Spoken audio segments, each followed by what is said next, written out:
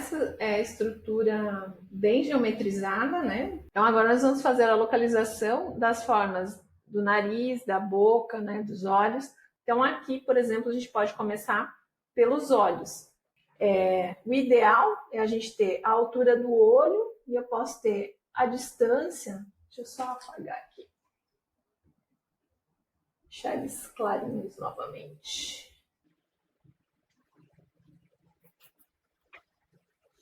Então, aqui a gente tem as subdivisões, né? Então, se eu tenho uma altura do olho, eu vou deixar mais ou menos 1/4 dele de distância para essa região da pálpebra. Aqui a gente tem a parte estrutural básica, né? As caixas dos olhos, nariz e boca. E aí a gente pode estar fazendo as projeções como nós vimos nas aulas anteriores. Então, por exemplo, aqui o olho, a gente tem ele dividido em 4 partes iguais para a gente projetar a íris. Então, a íris, se eu tenho uma determinada altura, eu posso deixar 1/4 de altura de distância, né, para começar a projetar esse olho. Essa mesma distância, ela vai sair na caixa superior ali do olho.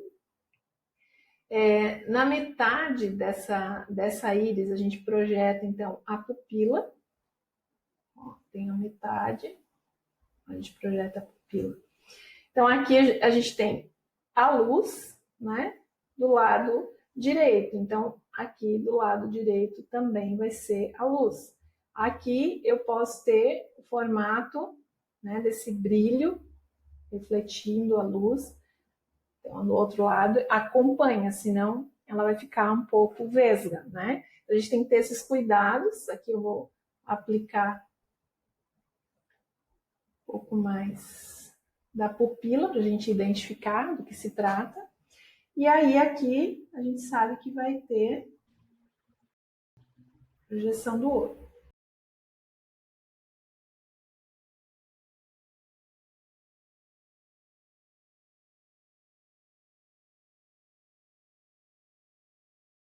Então aqui a gente tem a projeção do olho, aqui tem aquela dobrinha, né, da pálpebra, que acompanha essa ideia do círculo. Para a íris, esses 2/4, nós vamos ter para a projeção dos 2/4 para o nariz, que é a cartilagem maior, né, desse nariz. E esse 1/4 que fica na lateral é a cartilagem das narinas. Isso é importante para quê? Para que a gente consiga, né, ter essa noção de como projetar aqui no nariz a cavidade das narinas, ok? Eu já vou deixar ela mais escurinha para ficar em evidência. Nesse 1/4 que nós temos aqui do nariz, a gente pode ter o filtro, né? O filtro da boca. E aí a gente vai projetar agora também as sobrancelhas e as estruturas de cartilagem do nariz.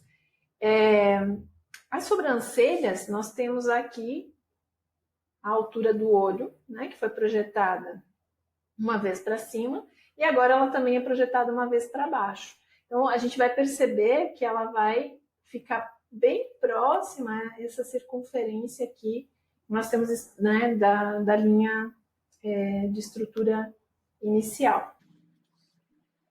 Esse ponto bem centralizado aqui com o olho, na parte inferior, é ele que vai ajudar a gente a projetar o início e o final da sobrancelha. Por exemplo, eu apoio a régua aqui, ao final da estrutura da amêndoa do olho, né? A gente vai fazer uma linha de estrutura. Do outro lado também. Aí aqui, em relação à curvatura, a gente pode ter esse ponto, né? Eu tenho essa linha que foi determinada, onde vai terminar a minha sobrancelha.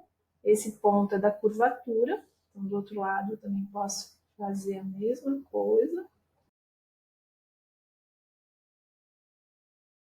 E já projetar o início, né? O que seria o início dessa sobrancelha. Então, existe o estudo do visagismo, a gente sabe, né? Então, aqui a prof está fazendo, a partir desses estudos do realismo, do visagismo, matematicamente projeções que sejam mais fáceis para a gente conseguir o equilíbrio, simetria, vocês terem um desenho legal. Então, essa distância que nós temos aqui do olho, eu vou projetar em curva, vou acompanhar aqui a amêndoa do olho. Eu venho lá da curvatura para cá. Mesma coisa do lado de cá. Em direção à orelha, eu posso ter essa linha, né? Então, aqui eu faço uma curva.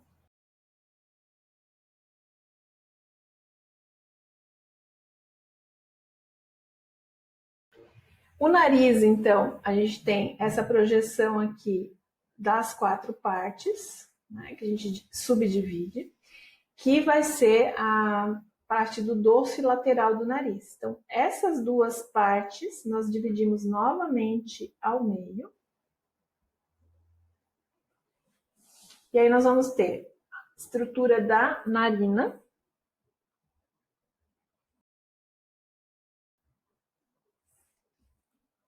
Essa estrutura da lateral da narina, que pode vir também já fazer conexão ali do final da cartilagem maior.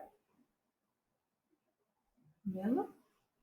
E aí que também a estrutura da narina lá em cima com esse outro ponto. Então aqui a gente tem esse ponto, né, do meio que vai ligar lá na sobrancelha, ó, esse do centro lá na sobrancelha, e esse aqui da lateral do nariz nós podemos, né, fazer a conexão aqui próxima à dobra da pálpebra. Por que isso? Porque aqui a gente tem o dorso do nariz que faz um plano com a testa, né? Só que nós temos aqui o nariz e aí a gente pode ir entendendo, né, que ele vai fazendo esse formato até aqui em cima, ok? E a testa, ela tem uma parte reta, a linha reta. Então, entre essa curva e essa reta, para eu chegar, deixá-la reta, ela vai ter que virar, né? Então, esse ponto de encontro aqui é onde normalmente nós projetamos os óculos, né? Ele é um ponto onde tem uma leve sombra, ok? Aqui a gente tem a conexão, ó, da narina com a cartilagem central. Então, a curva seria um outro caimento, né? Convexo, que é côncavo. Do outro lado, ó, de novo. Então, isso me ajuda a entender aonde a gente tem sombras, né? Sobrancelha aqui, a gente pode deixar essas rachuras para indicar, né, a orientação que depois vai ter, mas não são pelos, tá, gente? São linhas de estrutura para a gente entender qual é o caimento depois da texturização. Então, aqui a gente tem a parte superior do rosto bem definida. Parte da boca, a gente viu então que a largura da boca acompanha, né, essa linha de estrutura, mais ou menos 1/4 dos olhos, ok? Para a largura total. Então, a boca levemente mais larga do que o nariz. E aí a gente tem diversos formatos de boca. E aí a gente tem aqui, eu tenho uma determinada altura, eu vou projetar aqui o círculo, que é para me dar a ideia de volume. Na parte inferior, eu posso ter uma elipse. Então, esse formato de estrutura vai ajudar a gente a entender o quê? A parte de baixo, ó, ela pode, né, ser côncava novamente. E aí eu subo para a lateral. Então, essa é a linha que separa o lábio superior do lábio inferior. E aí a gente conecta as curvinhas. Então, aqui, relembrando, ó, eu tenho o círculo. Então, esse volume do lábio acompanha o desenho do círculo. Então, por isso que a prof insiste, né, em vocês estudarem as formas geométricas básicas.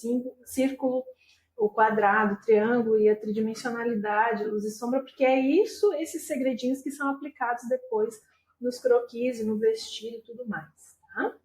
Então, aqui a gente tem essa elipse, eu vou acompanhar, ó, essa linha da elipse e vou fechar o lábio inferior. Então, tem a elipse, a lateral, e aí a gente vai projetando. Ok? E a parte de baixo do lábio, né? Essa parte do lábio inferior é onde a gente pega, tem mais iluminação. Então, aqui é o extremo, a parte extrema de sombra. Então, aqui a gente, ao invés de estar jogando sombra no lábio, joga sombra na parte inferior. E aí a gente tem o queixo. O queixo ele também tem esse volume, né? Então, ele também pode ter aqui uma parte de luz e um segundo tom aqui na escala tonal. Tá?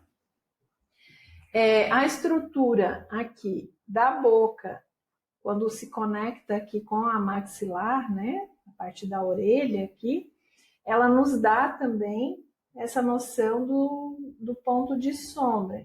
Então, se a gente for observar a aplicação de luz e sombra, para quem entende um pouquinho de maquiagem, né? Vai entender o quê? Que nós temos esse plano da linha T, que é a testa que une com o nariz, que tem uma tonalidade média, ok? Aqui logo abaixo da sobrancelha, nós inclusive jogamos iluminador, né? Da mesma maneira, aqui